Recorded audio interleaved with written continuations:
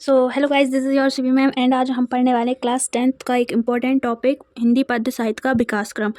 तो class 10th 6 मार्च को आपका जो एमपी बोर्ड का एग्जाम होने वाला है उसमें आपको इन टॉपिक से अलावा कोई और टॉपिक पढ़ने की ज़रूरत नहीं है। तो फर्स्ट क्वेश्चन है, भक्ति काल को हिंदी साहित्य का स्वर्णयुग क्यों कहा जाता है?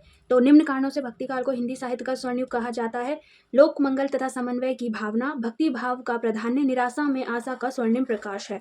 सेकंड क्वेश्चन है, रीति काल को श्रृंगार काल क्यों कहा जाता है? रीति काल के किन्हीं दो कवियों के नाम और उनकी एक एक रचना का नाम लिखना है।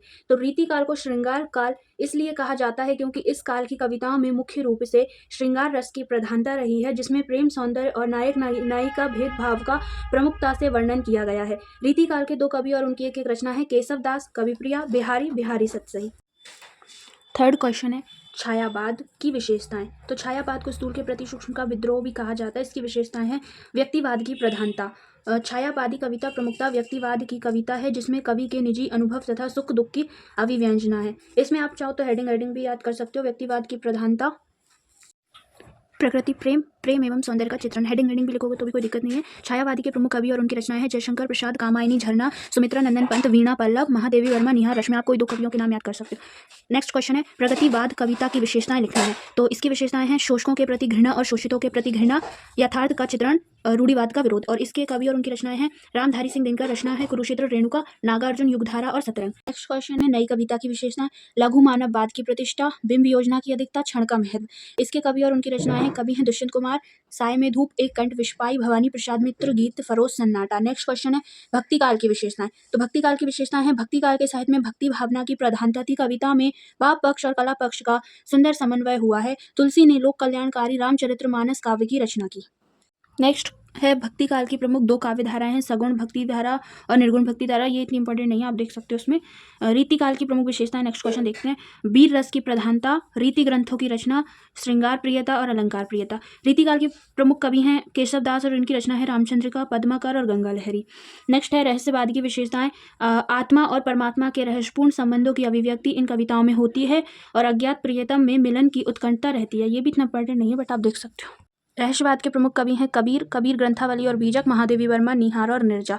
नेक्स्ट क्वेश्चन है, वीरगाथा काल की विशेषताएं। युद्धों के सुंदर और सजीव वर्णन, वीर रस के साथ श्रृंगार रस की प्रधानता, डिंगल पिंगल भाषा का प्रयोग। और वीर गाथा काल के प्रमुख कवि हैं चंद्रवर दाई और उनकी रचना है पृथ्वीराज रासो। नेक्स्ट है, दलपति विजय और खुमान रासो।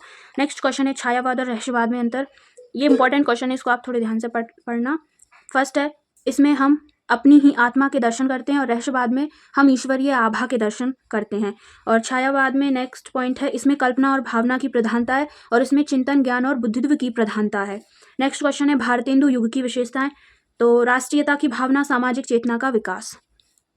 नेक्स्ट क्वेश्चन है, हिंदी पद्य साहित्य का विकास क्रम कितने भागों में बटा हुआ है? ये मोस्ट इंपॉर्टेंट क्वेश्चन है, इसको ध्यान से पढ़ना। हिंदी पद्य साहित्य का विकास क्रम 4 भागों में बटा हुआ है। आदि काल, जिसको वीरगाथा काल कहते हैं, इसका संबत है 1050 से 1375 तक। भक्ति काल, जिसको पूर्व मध्यकाल कहते हैं, इसका संबत है 1375 से 1700 तक।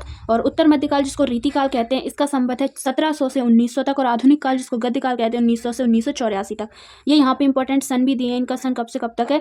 तो आदि काल की समय सीमा है 993 से 1318 तक, और भक्ति काल की 1318 से 1643 तक, और रीति काल की 1643 1843 तक, और गद्य काल या आधुनिक काल की 1843 से अब तक। नेक्स्ट क्वेश्चन है, आदिकाल को वीरगाथा काल क्यों कहा जाता है? ये भी VVI क्वेश्चन है, इसको भी ध्यान से पढ़ना। हिंदी साहित्य के आदिकाल में जो काव्य ग्रंथ प्राप्त होते हैं वे सभी वीर कथाओं से संबंध रखते हैं, इसलिए आदिकाल को वीरगाथा काल कहा जाता है। और आदिकाल के अन्य नाम हैं वीरगाथा काल, चारण काल और अपभ्रंश काल, इनको ध्यान रखना। एक इंपॉर्टेंट क्वेश्चन, आधुनिक काल को गद्य काल क्यों कहा जाता है? आधुनिक काल गद्य की विविध विधाओं पर साहित्य लिखा गया है। विधाओं में नाटक, उपन्यास, कहानी, एकांकी, निबंध, आलोचना, संस्मरण आदि प्रमुख है, इसलिए इसे गद्यकाल कहा जाता है।